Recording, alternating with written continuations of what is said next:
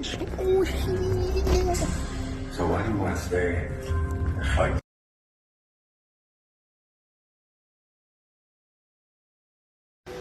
What a good movie. What'd you think about the movie? I guess you can see now in our review.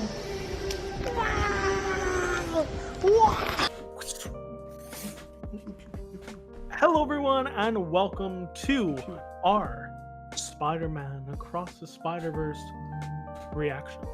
You couldn't tell, but we're in the Spider-Verse. We are in the Spider-Verse, baby. And we saw Amazing Spider-Man. We saw Spectacular Spider-Man. We saw Spider-Man India. We saw Miles Morales Spider-Man. We saw Spider-Gwen. We saw, Spider-Man, Spider-Man 2099. We saw Spider-Punk. We saw, every Spider-Man on. There's a lot of Spider-Man in that movie. There's a lot of fucking Spider-Man in that movie. There's 280 Spider-Man, guys. As far as we know. Now, we might be very wrong with that. But 280. 80. What the hell? Love it. That's balance, bro. Put the 8 in there. That's balance. Respect. Balance. That's what they're trying to do. That whole goddamn movie, balance it out too. That was actually really good. That was a good segue because that's what Miles is trying to do. He's trying to balance being a hero. He's trying to balance his whole life. That's what Spider-Man 2099 trying to do, bro. He's trying to balance the whole Spider-Verse. All these canon events, guys. I don't know if they even matter though. Do they matter? Do they exist? We don't know because we got questions. There's so many questions. So many. But that's why there's a part 2 coming, and apparently I just found they just posted it. I just saw it the other day. Beyond the Spider-Verse coming out on March 29th. There it is, March 29th. March 29th, guys, which is not as far as you guys think it is. Okay, so right now we are currently in June, July, August, September, October, November, December, January, February, March. Only 10 months away, That's guys. crazy. Now, as you guys may think that this seems far, it's not. Believe me. And especially when it comes going by quick. Amazing storytelling they do in cartoon work, in their animated work in this is incredible. And I guess we'll jump into our goods, even though I don't think there's any bads. I'm gonna be honest. There might be one or two. Maybe. We'll see. But in all honesty, we look at our first one, Into the Spider-Verse, with Miles Morales. And I talked about it on our ranking system. If you guys have not seen that video, guys, go and check that out. But basically what I said is Into the Spider-Verse was a good introduction. At times it was odd on the eyes, but it was adjusting to a new world, right? And this world now has expanded so just incredibly in such a new, different medium that we didn't see before, right? So we look at the style that, all the lines are very crisp in stuff like Spider-Punk, right? With all that like eerie, weird maneuver, but it works for him, right? And Daniel Kaluuya playing Hobie Brown, Spider-Punk, incredible, right? But amazing. We then move into stuff like Gwen's story, and Gwen's story was, I think, one of the biggest highlights, the watercolor. And like pulling color from certain moments, changing color. The whole and it just allowed us to feel more off-put and sad, I would say, and almost like give us a sense of like get us teary-eyed. And it's ironic that it's called watercolor because it really brought like a different sort of just sadness and just just something that we don't really see anymore, right? Yes, the animation style was a bit different in this one too, but it wasn't as stocky, right? We also saw in the later half of the film that we saw Prowler, that whole side of it, and what happened there.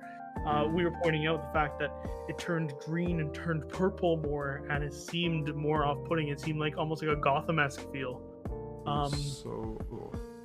And so beautiful. And then you see like Miguel O'Hara, right? Oscar Isaac, the Moon Knight himself coming in and playing Miguel O'Hara to an amazing adaptation of him. After watching him in Ex Machina, I was like, this makes sense, because he plays like the hero slight villain. Like in this, he plays a hero with crazy, like same type of character idea. So it's literally perfect for him, and he killed that role. I forgot it was even Oscar Isaac on like doing the voice. All the voice actors in this film killed their roles. Brian Tree Henry, the guy who voices the Jefferson Davis, Miles' father, bro, like his emotional, like felt it. Andy Samberg his mother too, though. It's Ben Reilly, yes. Andy Samberg is Ben Reilly, Scarlet Spider himself. Hilarious, so dramatic, so over the top, so beautiful.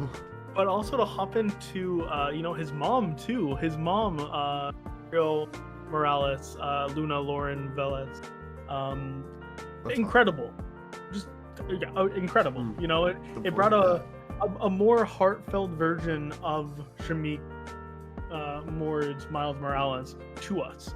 And like I said, Haley Steinfeld, put some damn respect on her name, guys. I know a lot of people were, taken back at the fact that like she wanted to play Gwen Stacy as well, and now Kate Bishop, and I understand she doesn't fit the bill sometimes for these characters, but then she proved it, and then everyone kind of applauds her for it. So like, even question it, man. She fucking killed that. It's good, man. Like she really makes us feel in this, and like, it's good. And again, also, are we gonna put some respect on whoever played the Spot, right? Jason Schwartzman. He was the villain from he was the villain from Scott Pilgrim vs. the World, man. This dude, like, as the Spot, like, there's no like top tier villain. Like, he gave me that like Ryan Reynolds as Deadpool feel, with then like just turning into like the most evil motherfucker in the like just this low. And I love the Spot. Like Spider-Man, the 90s cartoon, like Spot was a major villain in it. He literally killed Mary Jane. And this is what I'm saying, like the Spot is such a dangerous, like dumb villain. Like he's literally looked at as like pathetic, and it just works so well for this story and everything. And that's why, like, the Spot, bro. You brought up Deadpool, right? Crazy and stuff. Karen Sony, I believe is how you say his name. He played Spider-Man India in this. He was playing Dupinder in Deadpool. I think they changed the Spider-Man name too for that. I don't think they called him Spider-Man. Avatar Prabhakar, I believe you say his name, but sorry if we're butchering that. But in all honesty, guys, like, there is not a character in this that I'm like, it doesn't. There is not a moment that doesn't fit. Everything in this movie just works so perfectly. And I cannot wait to see what's next. Like, because this is only part one, guys. Originally, it was Across the Spider-Verse Part 1. But now they've changed it to Beyond the Spider-Verse. So what does that entail? We'll get into that soon.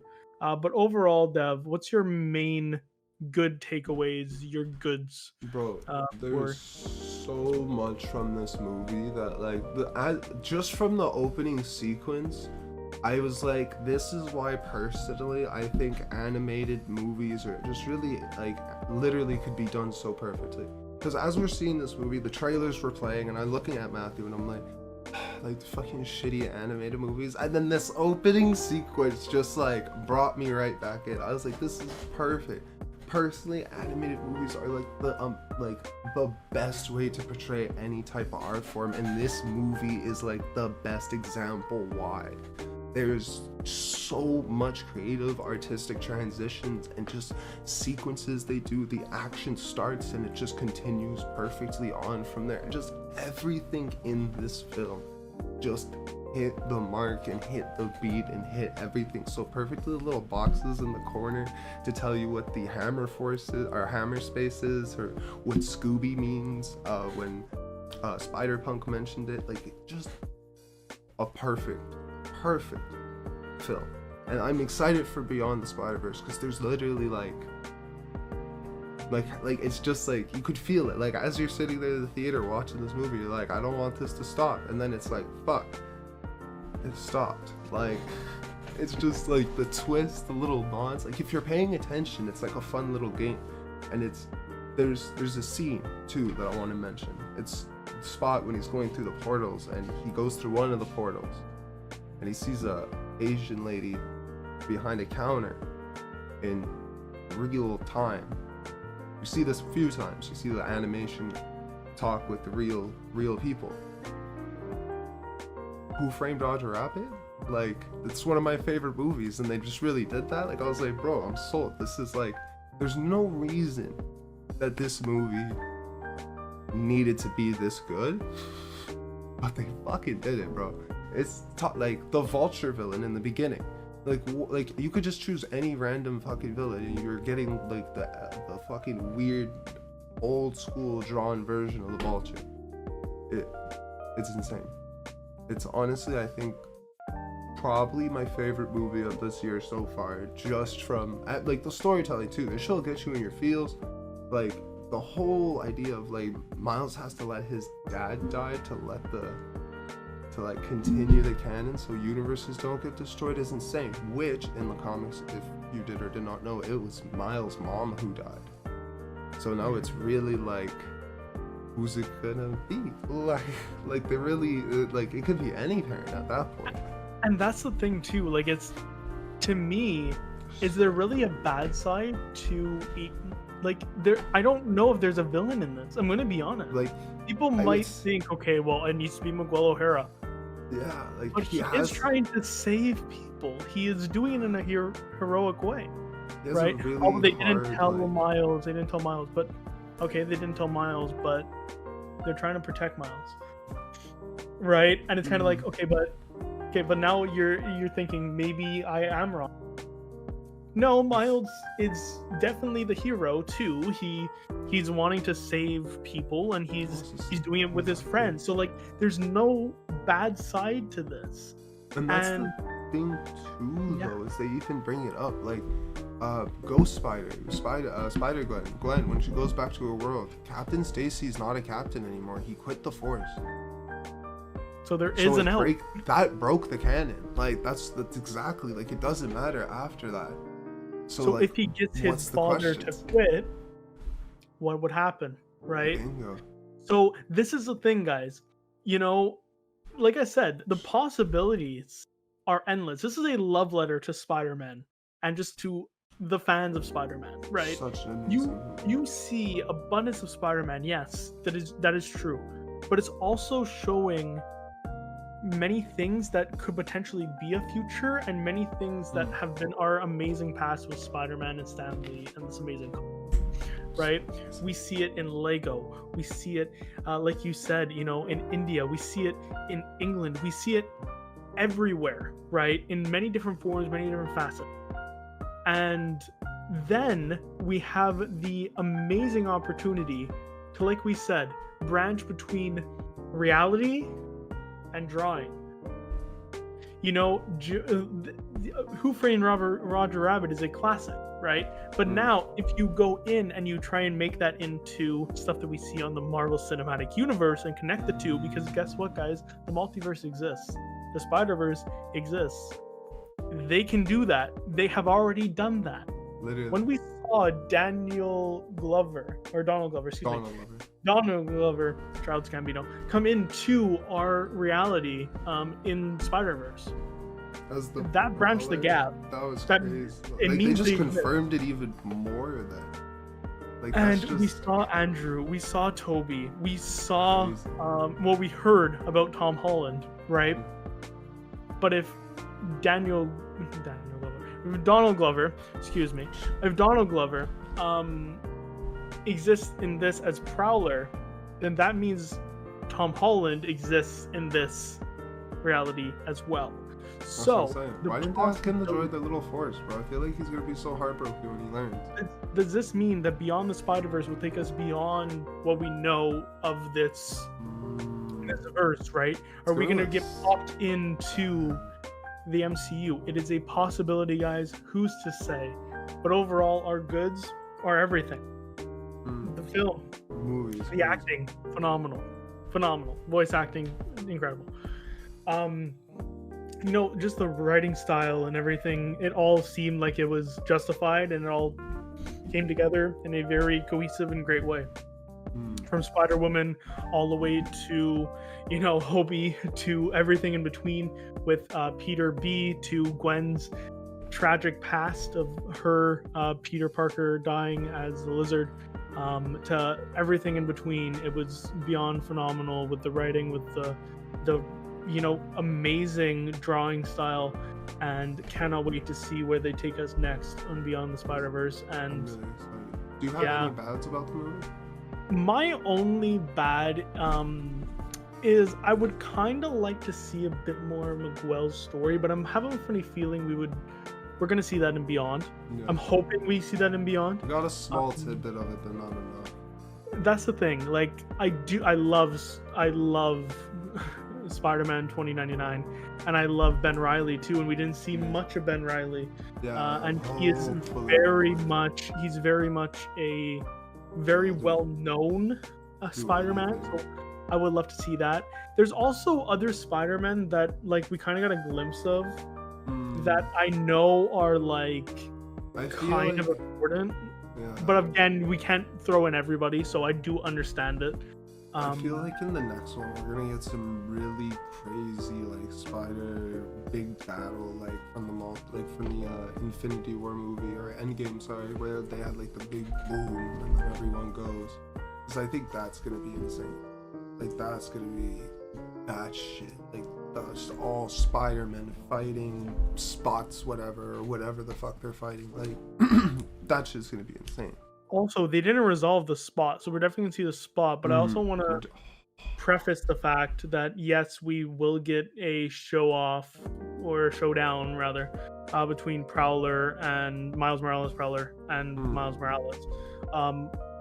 But I kind of want to see if they're going beyond. Let's go beyond in the next one. Like, you know what I mean? I'm so curious where. I kind of want to see where that leads. Like, we didn't see any Venom, but we also played the Venom.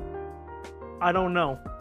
Are we seeing, something pull into reality, Venom coming into it too, and them being pushed into Venom's story? Who's to say? I hope not. Really cool, actually. I hope not, though, because I don't know where that leads us if he stays in the Venomverse, because I don't know what's happening with Tom Hardy. But who's to say, guys? Honestly, my only bad is I want more, and I don't think that's ever a bad thing. I don't know if I could really put a bad on this, guys. I think it's too nostalgic, and it's too just to the heart of young Matthew that I don't think anything changes. See, that's one of my problems. The too nostalgic thing, yes, but with Spider-Man 2099, no. Because him, like he's the look, but his universe, like maybe if that's not his universe, I don't know. But like the Spider-Man 2099 in the comics and everything I've seen of it is always this very gritty, neon, like it's like Batman Beyond, like it's that type of vibe, like it's dark, it's gritty, like it's vile. But this looked like this like perfect dystopian future thing, which was a little, like it gave me more Kang vibes. Like, but it also, I don't know if they're gonna play on that in the next one, because of the fact that we don't know where he got this virus being. He's a spider. Like he got. Like, no, I know, but like you get what I mean. How they were portraying it seemed more vampire-esque. Oh yeah, that's just him. But, like that was his that's his little quirk. Like, but versus that's all the my other thing. Spider-Man. I'm sure they're gonna probably play with that more. They did show it, but he went into a different reality. Keep that in mind.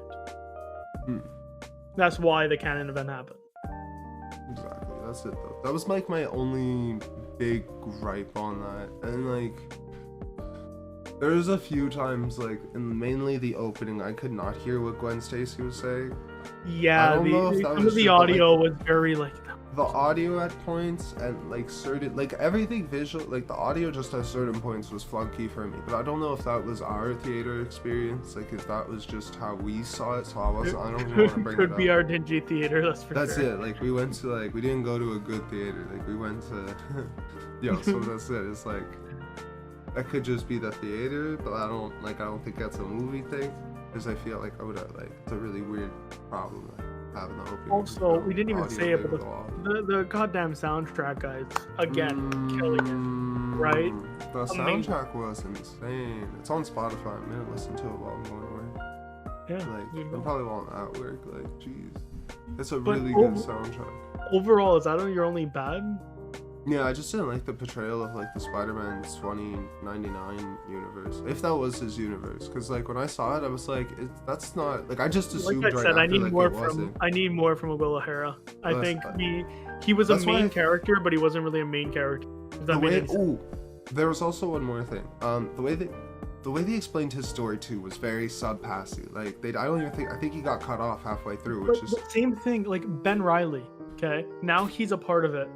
They didn't show much of his backstory, and I'm like, guys, with Spider-Man 2099, Peter Parker, Miles Morales, and Miguel O'Hara, right?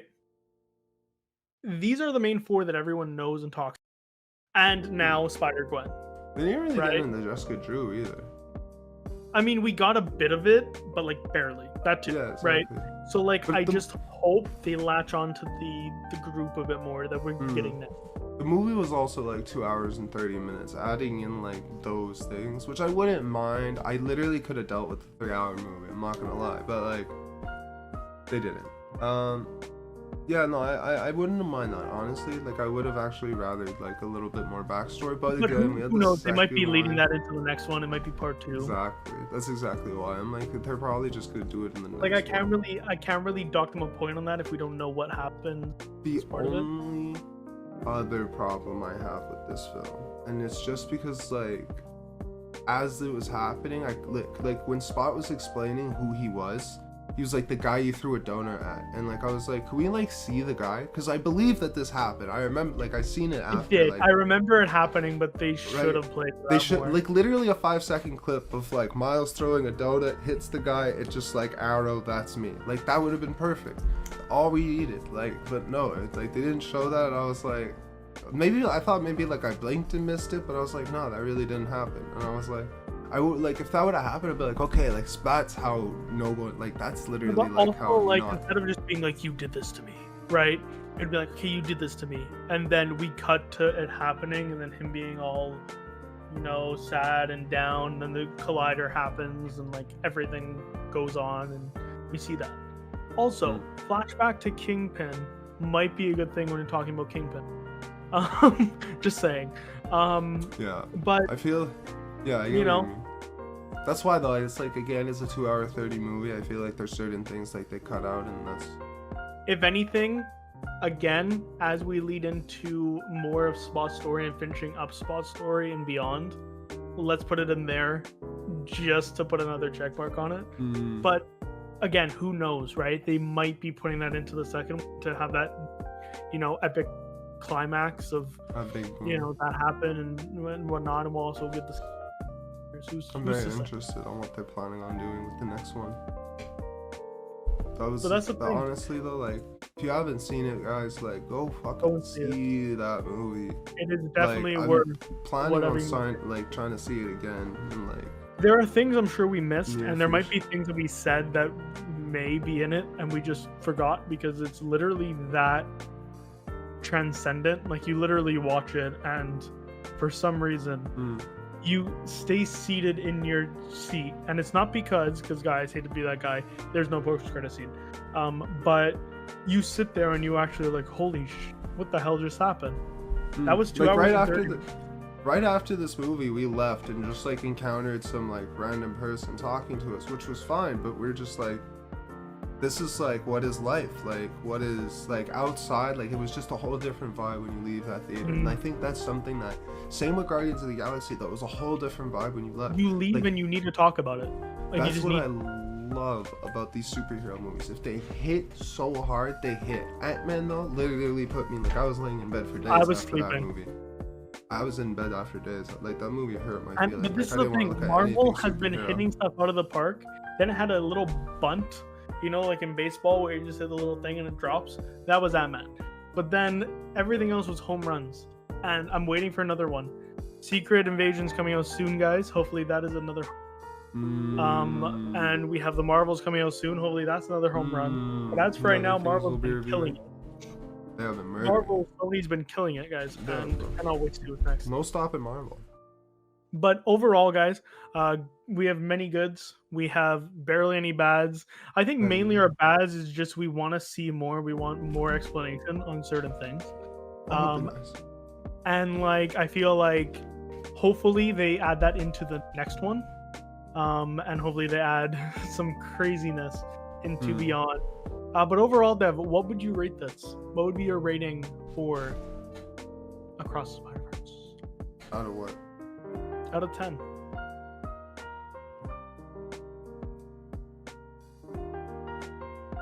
$8.8.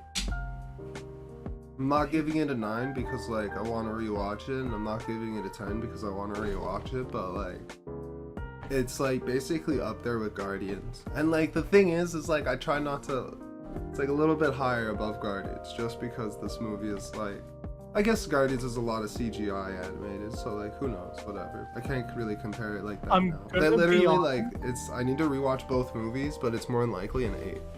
That movie was like 8.8. Like I get it. I get it. And overall, bro, like for me, No Way Home is probably one of my favorite Spider-Man movies. If not my favorite. Until I saw this. And if you guys saw my ranking video, you know. No Way Home was a great little love message to us. Not a love letter, because it had certain things that we've never seen before on screen. You are correct in saying this. We never saw Toby. We never saw Andrew.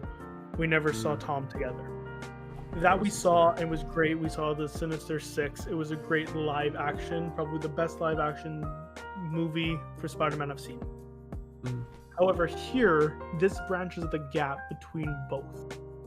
We see Miles, we see Andrew, we see Toby, we see every other Spider-Man that exists. And for me, as a comic book fan, it brought the comic book directly to life. And literally, at times, brought them together. So I'm sure Beyond might pass this, because if it does go beyond what we've seen and continues that trend, it's the perfect Spider-Man movie, by far. No, I think so. I would definitely agree. And like, Endgame was great. Endgame is probably my favorite by far, because it gives us drama, it gives us comedy, and it gives us abundance of characters. But as a Spider-Man movie, this tops anything else. And I believe I rated No Way Home around a 9. So I'm gonna do the same here because it still has other things to do. I'm gonna say a 9. I don't think you're ever gonna get a perfect film from me because there's always little tweaks, little things. But 9 needs to go for now. And who knows? Maybe on the second viewing, we'll see. And who knows on Beyond? But I guess we'll wait and see, guys. Who knows? Maybe when Beyond's coming out a few months before, we might do a rewatch of Across the Spider-Verse, and maybe you guys have to join us. And you know, maybe if you have a Scooby-Doo, you know, this might be it. You know, this might be your little clue, as they let us know, as the English slang, that we're going to be doing some more Spider-Man stuff coming your way. And other comic book stuff, and other superhero stuff, and many other things coming your way. So, and not even just on this channel too. No, also check the on other MADViews channel, Productions, our main channel, which you guys can go check out. Also, we have a card downstairs. Go click that. All our social media. We also have a QR code. Now you can go follow us, stalk us, yeah. Spot us, watch us.